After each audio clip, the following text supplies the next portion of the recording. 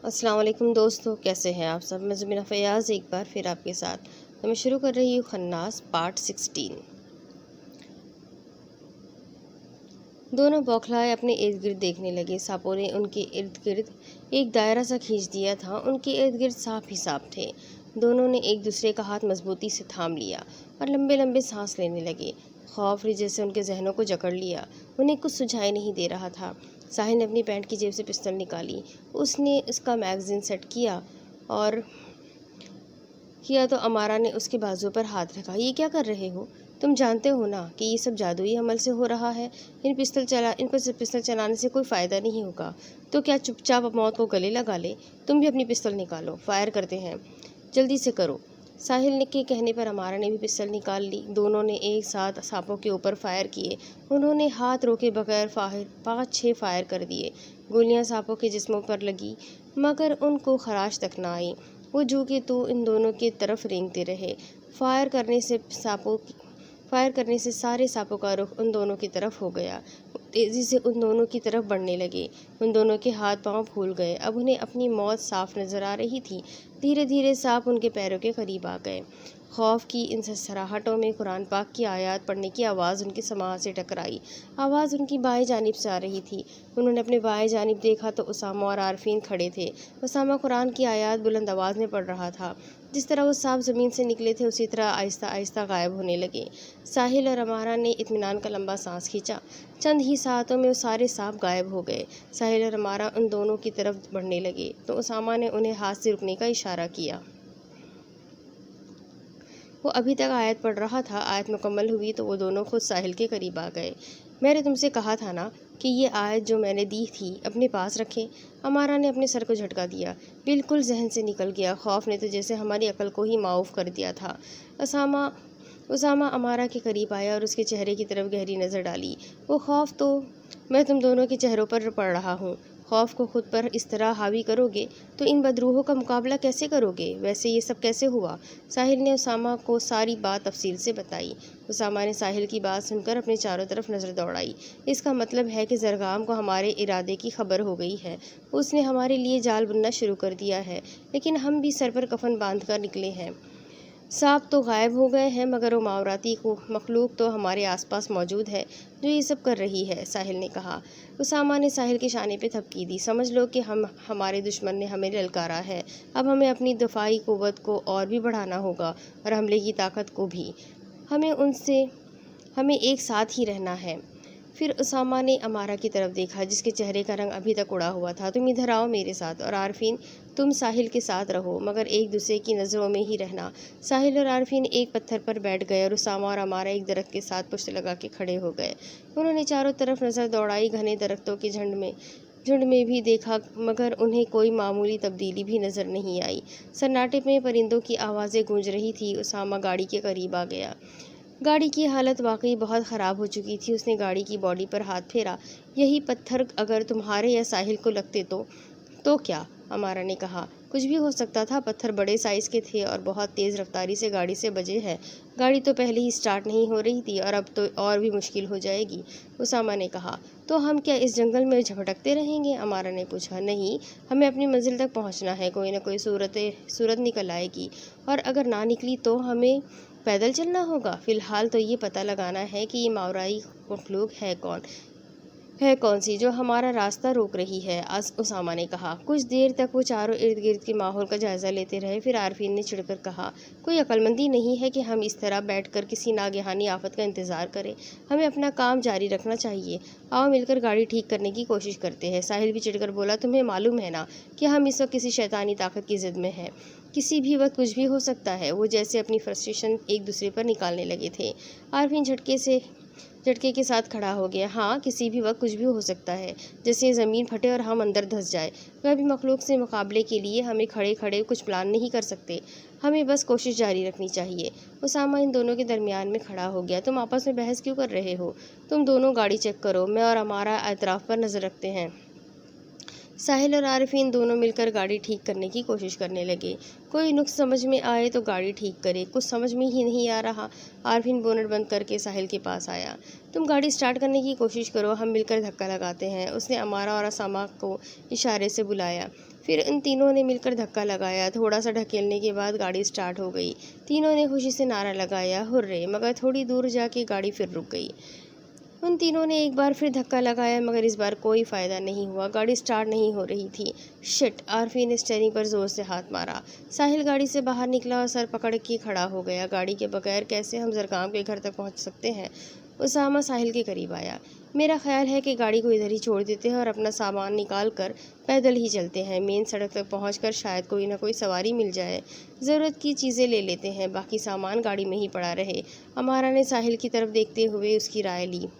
साहिल ने इस बात में सर हिलाया और फिर उसने और आरफीन ने गाड़ी से अपना बैग लिया और उसमें ज़रूरत का सामान चेक करने लगे। उसामा ने भी फुर्ती से अपना बैग ले लिया और वो भी अपना सामान चेक करने लगा। अमारा ने भी अपना हैंडबैग कंधे से लटका लिया। उसामा, आरफीन और साहिल ने अपनी अपनी कमरों से अपने बैग बांध लिए। गाड़ी में एक बैग एक्स्ट्रा पड़ा हुआ था। उसामा ने वो बैग उठाया और अमारा की तरफ बढ़ा। अपने हैंडबैग का सामान इसमें डालो और जल्दी करो, तुम ये हैंडबैग कहाँ संभालती फिरोगी? अमारा ने ताख़ीर किए बगैर अपने हैंडबैग का सारा सामान उस बैग में डाल दिया और जल्दी से उसे अपनी कमर से बांध लिया। उसामा ने गाड़ी लॉक की और वो सब वहाँ से पैदल निकल गए। सूरज निकल चुका था। उसकी शुआओं में अभी ज़्यादा हरारत नहीं थी। उसकी किरणें सुर्खी माइल मलगज्जी सी रोशनी के साथ दरख्तों में बिखर रही थी। वो सब अभी अपनी गाड़ी से 10 फीट के फासले पर ही गए थे कि एक खूबसूरत से नज़ारे से उनकी आंखें चुंधिया गई। उनके चारों तरफ दरख्तों पर, ज़मीन पर, उनके पूरे वजूद पर सूरज की किरणें 7 रंगों के डॉट्स की सूरत में बिखरी हुई थी, जो तेज़ी से रंग बिरंगे मोतियों की तरह इधर उधर हरकत कर रहे थे। अमारा ने इन रंग बिरंगे डॉट्स से भरी फ़िज़ा की तरफ देखा, जो किसी बारिश की तरह ज़मीन पर जैसे बरस रही थी। वो रोशनी के हवाई मोती जिनसे हाथ आर पार हो सकता था, हर सू फैले हुए थे। अमारा ने अपना चेहरा ऊपर किया, फिर मुस्कुराते हुए अपने बाजुओं की तरफ देखा, जहाँ वो डॉट्स इधर उधर हरकत कर रहे थे। ब्यूटीफुल! अमारा जैसे उसकी खूबसूरती में खो गई। आरफीन ने अपने दोनों बाजू सीधे फैलाए हुए जोशीले अंदाज में कहा, ये तो ऐसा ही है जैसे किसी ने हमारे ऊपर मोतियों की बारिश कर दी हो, मगर ये है क्या? उसामा और साहिल खामोश खड़े मबहूत नज़रों से उनकी तरफ देख रहे थे। उनकी ज़बान से कोई हुर्फ अदा नहीं हो रहा था। अभी वो रोशनी की इन डॉट्स के बारे में कोई राय भी कायम न कर पाए थे कि वो रंग बिरंगे डॉट्स रंग बिरंगी खूबसूरत तितलियों में बदल गए। ओ मेरे खुदाया, मुझे पहले ही शक हो रहा था। साहिल उल्टे कदमों से पीछे हटने लगा, मगर वो पीछे कहाँ हटता। उनके इर्द गिर्द हर तरफ तितलियाँ ही तितलियाँ थीं। पूरी फ़िज़ा जैसे तितलियों से भर गई थी। तितलियाँ उनके बीच में इस तरह फैली कि वो चारों एक दूसरे की नज़रों से ओझल हो गए। वो सब समझ गए थे कि ये खूबसूरत तितलियाँ किसी बड़ी आफत की निशानदेही है। उन सब ने एक दूसरे को पुकारते हुए अपनी जगह छोड़ दी, जिसकी वजह से वो इधर उधर भटक गए। अमारा बहुत घबराई हुई थी। तितलियाँ उसके बाजुओं, हाथों और चेहरे पे चिमट जाती और वो चीखते हुए उन्हें हाथों से उतारने लगती। वो कांपती हुई आवाज़ से अपने साथियों को पुकारने लगी, आरफीन, साहिल। अचानक किसी ने उसका हाथ पकड़ा और उसे अपनी तरफ खींचा। वो किसी के शाने से जा लगी। खूबसूरत तितलियों में से ज़रा सा उसे उसामा का चेहरा दिखाई दिया। अमारा के चेहरे पे खौफ के तासुरात थे। उसामा, मुझे लगता है कि हम लोग फंस गए हैं। खुदा पर भरोसा रखो, कुछ नहीं होगा। उसामा ने अमारा का हाथ थामे रखा और धीरे धीरे उन तितलियों में से निकलने की कोशिश करने लगे। थोड़ी ही देर में तितलियाँ अपनी जगह छोड़कर मुखालिफ सिमत में उड़ने लगी। वो शहद की मक्खियों की तरह हवा में एक ही जगह इकट्ठा होना शुरू हो गई और फिर एक खूबसूरत लड़की के सरापा वजूद में तब्दील हो गई, जिसने एक खूबसूरत फ्रॉक पहना हुआ था जिसमें तकरीबन वो सारे रंग थे जो तितलियों में थे। साहिल ने फटी फटी आंखों से उसकी तरफ देखा।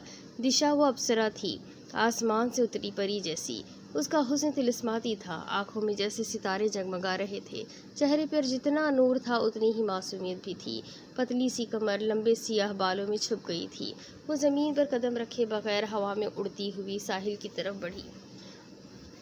उसामा और अमारा तेज़ी से साहिल की तरफ बढ़े और उसे बाजू से खींचने लगे। साहिल, तुम इससे दूर रहो, इसकी कोई बात मत मानना।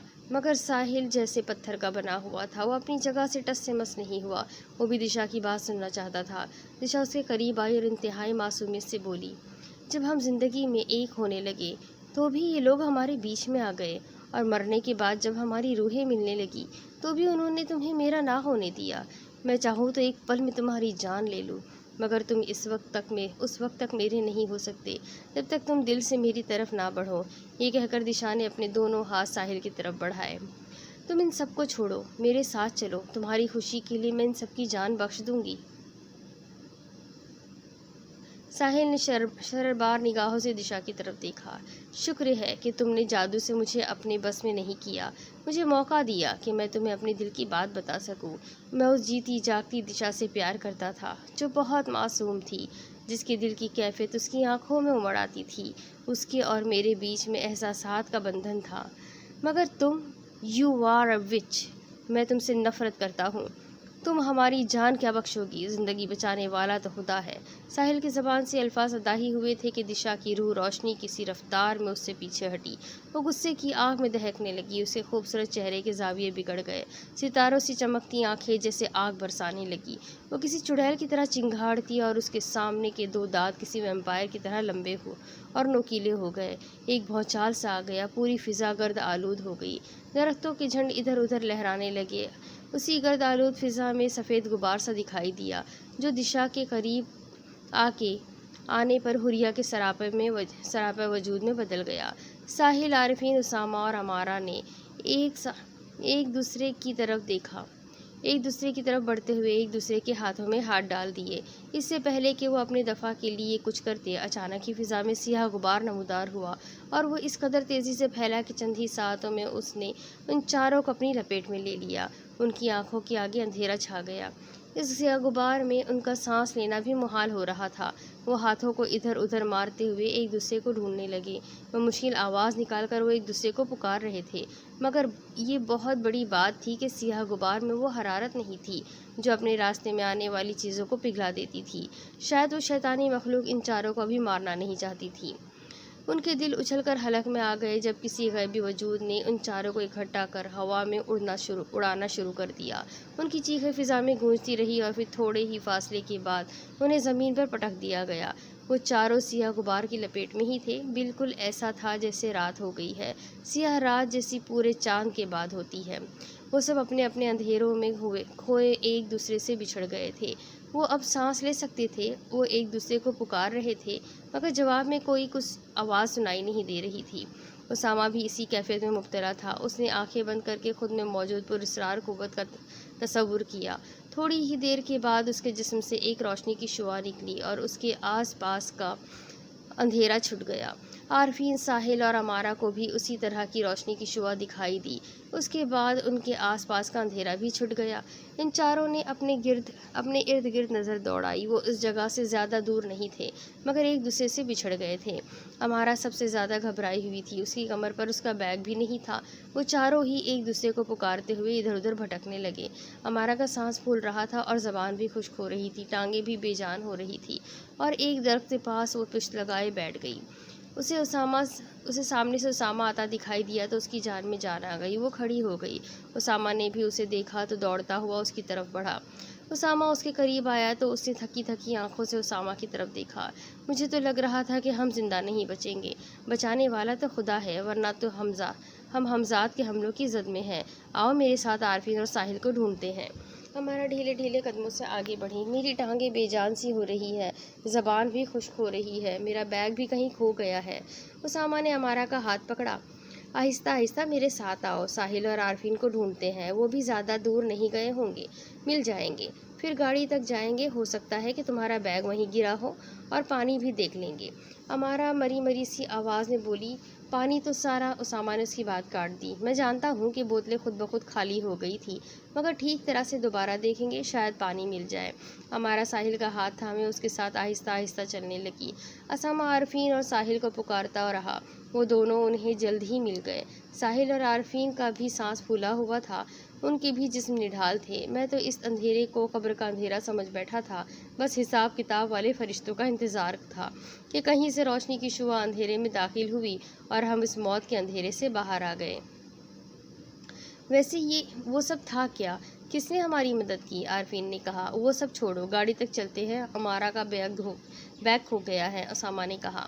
साहिल ने तज़ब्ज़ब की कैफियत में कहा, हमें यहाँ से जल्द निकलना चाहिए और आप पीछे जाने की बात कर रहे हैं। उसामा साहिल के करीब आया। हम चाहे आगे जाएं या पीछे, वो हमजाद हमारा ताक़ुब कर रहे हैं। वो हम पर हमला किए बगैर नहीं रह सकते।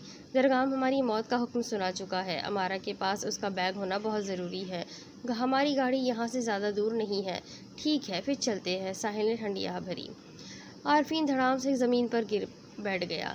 آپ اور ہمارا بیگ لے آئے، میں اور ساحل ادھر ہی آپ دونوں کا انتظار کرتے ہیں۔ ساحل نے اس کا بازو کھینچ کر اسے کھڑا کر دیا۔ پاگل مت بنو، ہم سب کا ساتھ رہنا ضروری ہے۔ عارفین بھی ڈھیلے ڈھیلے قدموں سے ان کے پیچھے چل پڑا۔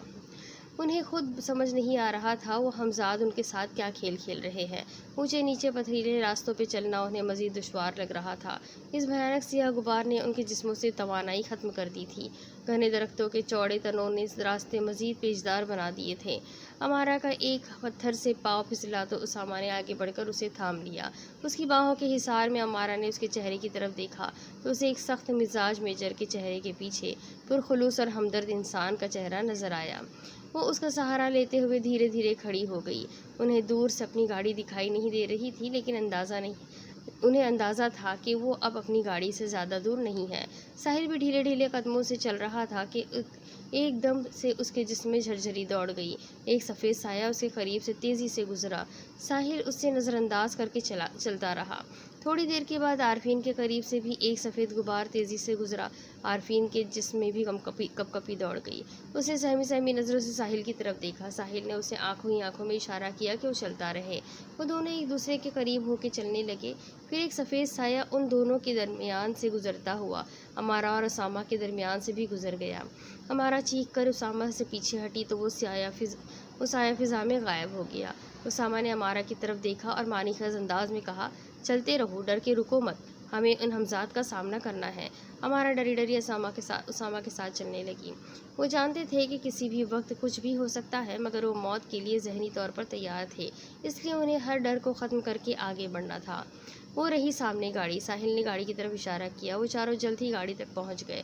ساحل اور عارفین گاڑی کا دروازہ کھول کر پانی ڈھونڈنے لگے۔ پانی نہیں ملا، مگر امارا کا بیگ گاڑی کے پاس ہی پڑا تھا۔ امارا نے اپنا بیگ کمر پر باندھ لیا۔ گاڑی میں ایک ڈبے میں سیب تھے، وہ بالکل ٹھیک تھے۔ عارفین نے 4 سیب نکال لیے۔ اس نے تینوں کو ایک ایک سیب دیا اور گاڑی لاک کر دی۔ زرگام اپنے خاص عمل سے فارغ ہونے کے بعد ساجد کو پکارتا ہوا لیونگ روم میں آیا۔ ساجد باہر لان میں بیٹھا ہوا تھا۔ اس نے زرگام کی آواز سنی تو وہ دوڑتا ہوا اندر گیا۔ زرگام صوفے پر بیٹھا ہوا تھا۔ وہ زرگام کے قریب عاجزی سے کھڑا ہو گیا۔ صاحب، ناشتہ بنا دوں آپ کے لیے؟ زرگام نے ہاتھ سے نفی کا اشارہ کیا۔ نہیں، آج ناشتے کے لیے من نہیں ہے۔ تم ایسا کرو کہ اورنج جوس لے آؤ، میں اپنے بیڈ روم میں جاتا ہوں۔ جی بہتر۔ ساجد سر جھکائے کچن کی طرف چل پڑا۔ زرگام اپنے بیڈ سے پشت لگا کے بیٹھ گیا۔ اس کا شیطانی ذہن کچھ پلان کر رہا تھا۔ غصے سے اس کے دماغ کی رگیں پھیل رہی تھیں۔ انسانوں کو میں جب چاہوں اپنی شیطانی طاقتوں سے مسل سکتا ہوں، مگر یہ ہمزاد خیام میری شیطانی طاقتوں کو للکار سکتا ہے۔ ایک ہمزاد کا اعلان جنگ بہت خطرناک ہو سکتا ہے۔ زرگام کا دماغ انہی سوچوں میں مرغوب تھا۔ ادھر ساجد کا ذہن اسے ایک شیطان سے بغاوت پر اکسا رہا تھا۔ وہ کچن میں بے چینی سے ادھر ادھر پھر رہا تھا۔ وہ بہت گھبرایا ہوا تھا۔ اس کے ہاتھ پاؤں کانپ رہے تھے، مگر آج اس کے ایمان کی طاقت اسے خناس کی غلامی سے روک رہی تھی۔ اس کا ذہن اسے ایک خطرناک عمل کرنے کے لیے مجبور کر رہا تھا، مگر اس میں ہمت پیدا نہیں ہو رہی تھی۔ اسامہ، امارا، ساحل اور عارفین گاڑی سے تھوڑی دور تک گئے تھے کہ انہیں ایک بار پھر وہی سفید سائے دکھائی دیے جو ان کے قریب آ کر غائب ہو گئے۔ ایک بار پھر ان کے دل تیزی سے دھڑکنے لگے، مگر وہ رکے نہیں، آگے بڑھتے رہے۔ جو ہی وہ چند قدم آگے بڑھے، وہ سفید سائے پھر نمودار ہو گئے اور ان چاروں کے گرد دائرے کی شکل میں گھومنے لگے۔ ہوا میں معلق اس غیبی مخلوق نے ان چاروں کے گرد جیسے شیطانی طاقتوں کا دائرہ کھینچ دیا۔ ان کے قدم اپنی جگہ پر ہی گڑ گئے۔ وہ چاروں گھبرائے ہوئے ایک دوسرے کی طرف دیکھنے لگے۔ ان کے دماغ بھی جیسے کسی پراسرار قوت نے جکڑ لیے۔ وہ کچھ پڑھنا چاہتے تھے، مگر انہیں کچھ یاد ہی نہیں آ رہا تھا۔ وہ 3 سفید سائے آہستہ آہستہ زمین کی طرف بڑھنے لگے اور پھر دشا، حوریہ اور فواد کے روپ میں تبدیل ہو گئے۔ اس بار ان کا روپ مختلف تھا۔ ان کے جسموں پر کفن تھا، چہرے زندگی کے نور سے عاری تھے۔ وہ بالکل اس طرح تھے جیسے اپنی اپنی قبروں سے اٹھ آئے ہوں۔ ان کے چہرے کی جلد سفیدی مائل تھی، ہونٹ سلیٹی اور آنکھیں سیاہ حلقوں میں دھسی ہوئی تھیں۔ ان چاروں نے ایک نظر ان کی طرف دیکھا اور اس کے بعد وہ نظریں اوپر نہ اٹھا سکے۔ فواد کی آواز ان کی سماعت سے ٹکرائی۔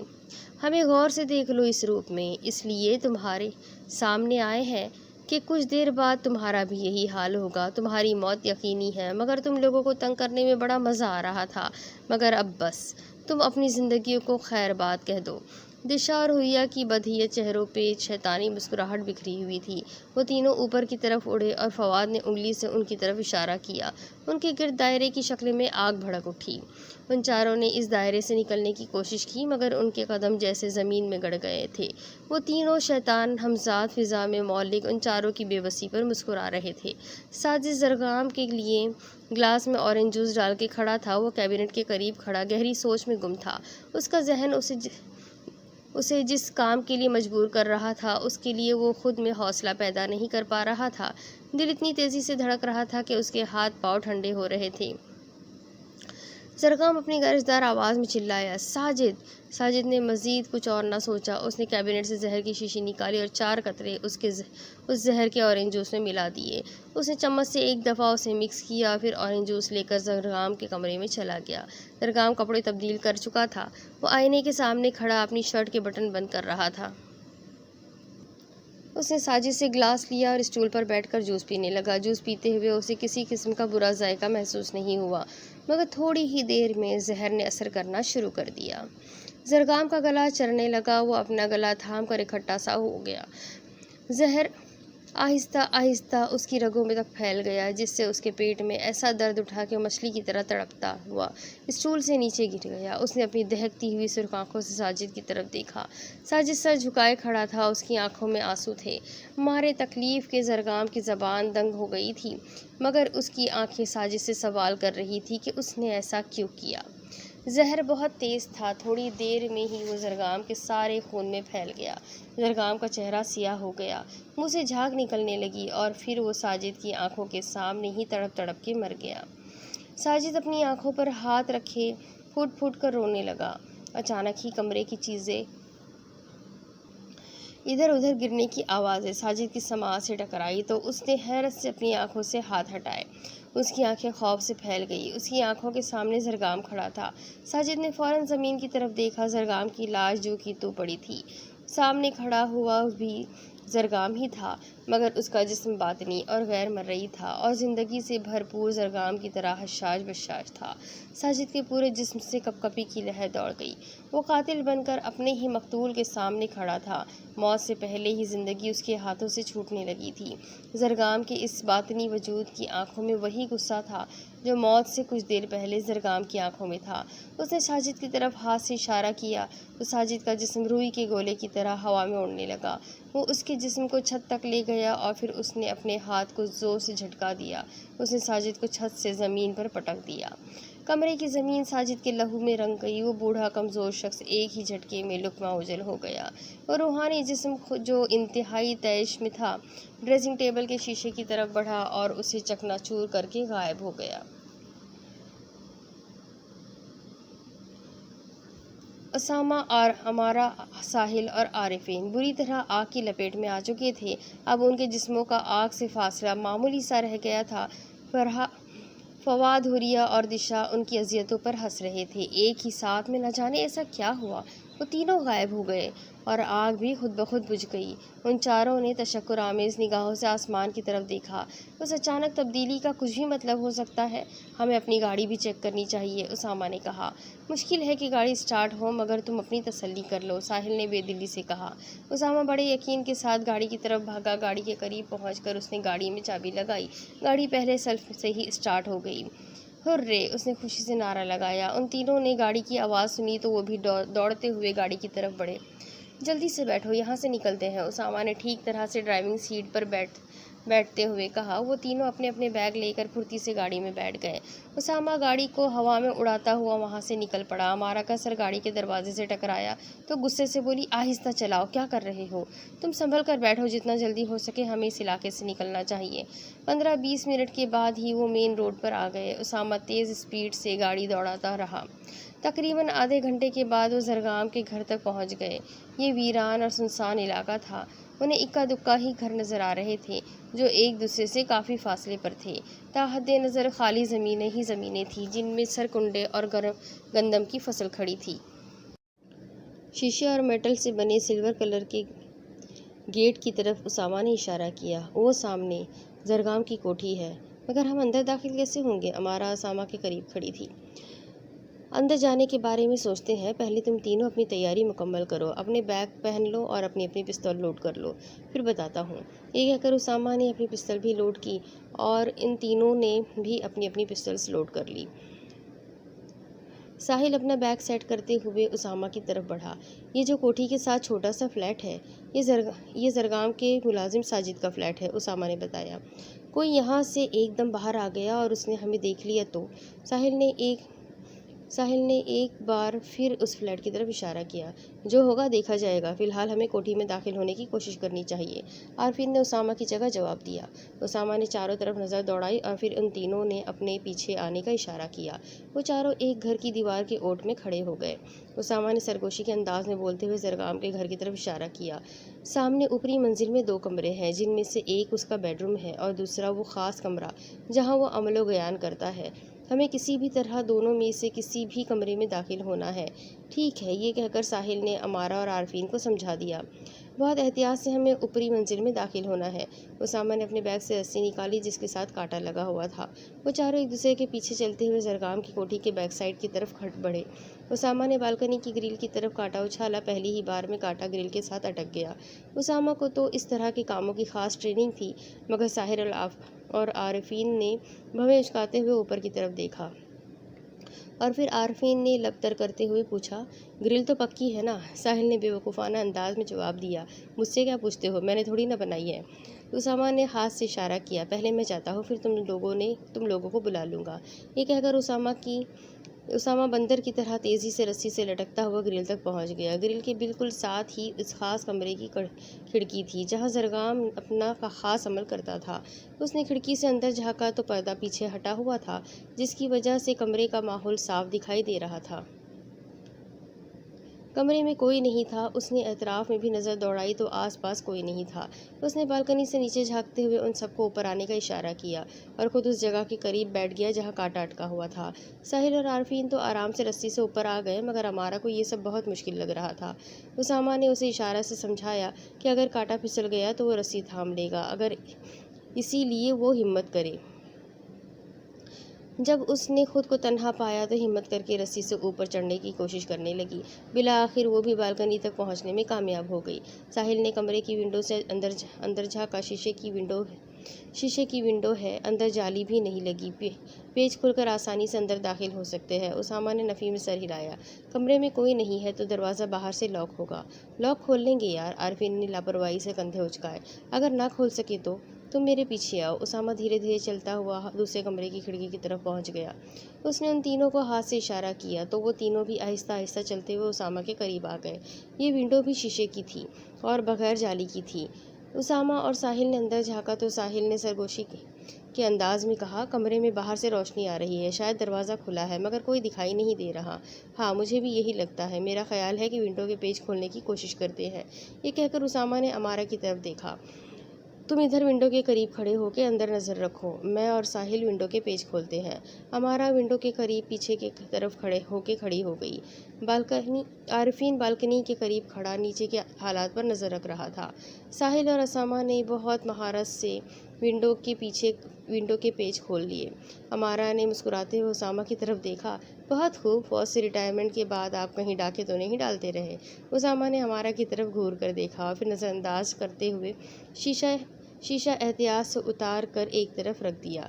وہ چاروں باری باری کمرے میں داخل ہو گئے۔ کھڑکی کے قریب زرگام کا پلنگ پڑا ہوا تھا۔ امارہ ارد گرد نظر دوڑاتے ہوئے پلنگ کے پاس سے گزر کر ڈریسنگ ٹیبل کی طرف بڑھی تو بے ساختہ اس کے حلق سے چیخ نکل آئی۔ اسامہ، عارفین اور ساحل تیزی سے اس کی طرف بڑھے تو وہ بھی دم بخود رہ گئے۔ زمین پر 2 لاشیں پڑی تھیں۔ ایک زرگام کی تھی جسے دیکھ کر صاف پتہ چل رہا تھا کہ اسے یا تو سانپ نے ڈس لیا ہے یا زہر دے دیا گیا ہے، اور دوسری لاش کسی بوڑھے کی تھی جو خون میں لت پت تھا۔ اسامہ اور ساحل لاشوں کے قریب بیٹھ گئے۔ زرگام کا چہرہ اور پورا جسم نیلا پڑ گیا تھا۔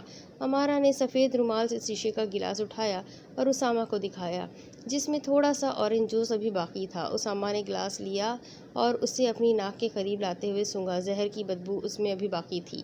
اسے زہر اسے زہر اس اورنج جوس میں ملا کے دیا گیا ہے۔ یہ زہر کچھ دیر بعد اثر کرتا ہے، اس لیے اسے جوس پیتے وقت اسمیل نہیں آئی ہوگی اور وہ گٹاگٹ پی گیا ہوگا۔ اس قدر ہوشیار آدمی جو دوسروں کے ذہن پڑھ لیتا ہو، وہ کس طرح کسی سے دھوکہ کھا گیا؟ ساحل نے تشویش بھرے انداز میں کہا۔ بھروسہ اور اعتماد بڑے بڑے سے ہوشیار آدمی کو مات دے دیتا ہے۔ اسامہ نے ساجد کی لاش کی طرف اشارہ کرتے ہوئے کہا۔ یہ کون ہے؟ امارا نے سوالیہ نظروں سے اسامہ کی طرف دیکھا اور پھر خود بھی ساجد کی لاش کے قریب بیٹھ گئی۔ یہ ساجد ہے، زرگام کا وفادار ملازم۔ ہم یہ کیسے کہہ سکتے ہیں کہ اسی نے زہر دیا ہوگا؟ یہ کام کوئی اور بھی تو کر سکتا ہے، اور پھر اسے قتل کس نے کیا؟ امارا نے لاش کو سرتاپا دیکھا، جس سے کوئی اندازہ نہیں ہو رہا تھا کہ اسے کس طرح قتل کیا گیا ہے۔ اسامہ نے ساجد کی لاش کو دوسری طرف کروٹ دیتے ہوئے چیک کیا۔ اس کے سر پر پیچھے کی طرف شدید چوٹ تھی، جس سے خون بہہ رہا تھا۔ اس نے لاش کو دوبارہ سیدھا لٹایا اور اپنے ہاتھ کو اس کے سینے پر رکھ کے چیک کرنے لگا۔ اوہ مائی گاڈ! اسامہ کے منہ سے بے ساختہ نکلا۔ اس کے چہرے پہ گھبراہٹ کے تاثرات عیاں ہو گئے۔ وہ کھڑا ہو کے چاروں طرف نظریں گھمانے لگا۔ پھر اس کی نظریں ڈریسنگ ٹیبل کے ٹوٹے ہوئے شیشے پر پڑی۔ کیا بات ہے؟ کچھ ہمیں بھی تو بتاؤ۔ امارا اسامہ کے قریب آ گئی۔ اسامہ نے امارا کی طرف دیکھا۔ تم جانتی ہو کہ کسی نے ساجد کو چھت کی طرف لے جا کے زمین پر پٹکا ہے، اور مارنے والا اس قدر طاقتور تھا کہ جب اس نے اس کے سینے پر ہاتھ رکھا تو اس کے سینے کی ہڈیاں چکنا چور ہو گئی۔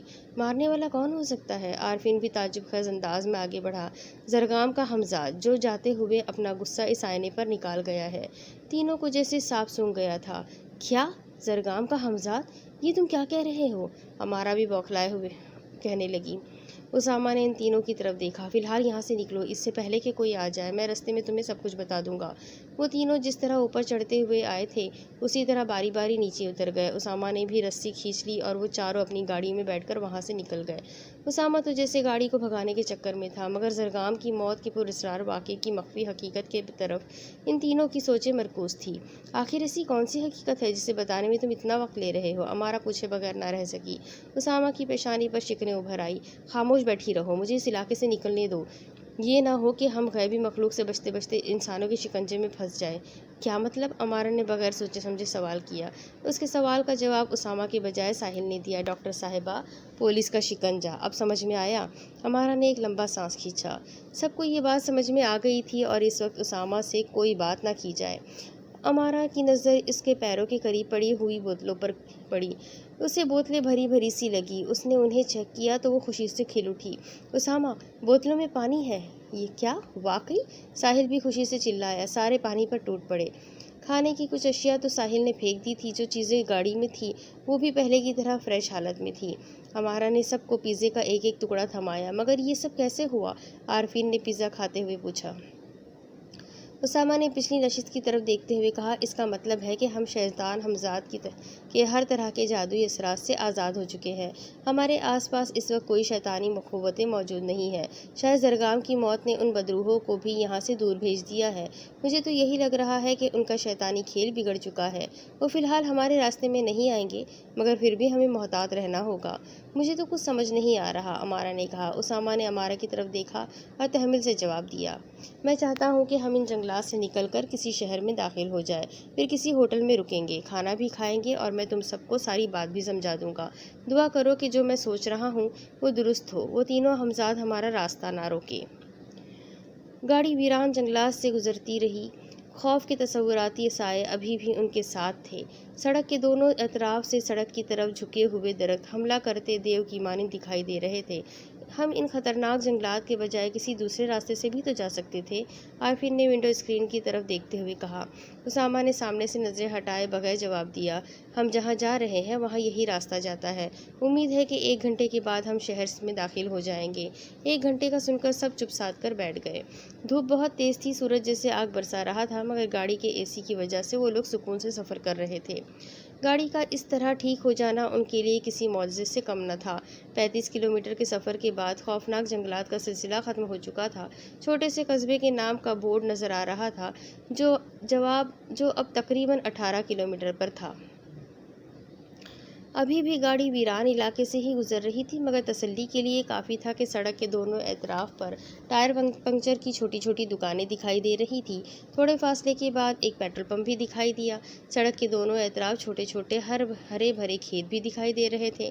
آبادی کے اس احساس سے ان کا خوف ختم ہو چکا تھا۔ اب اس کے آگے کی سٹوری میں آپ کو اگلی قسط میں سناتی ہوں کہ آگے کیا ہوگا۔ یہ جاننے کے لیے میرے ساتھ بنے رہیں، اگلی قسط میں پھر ملیں گے۔ تب تک کے لیے اللہ حافظ۔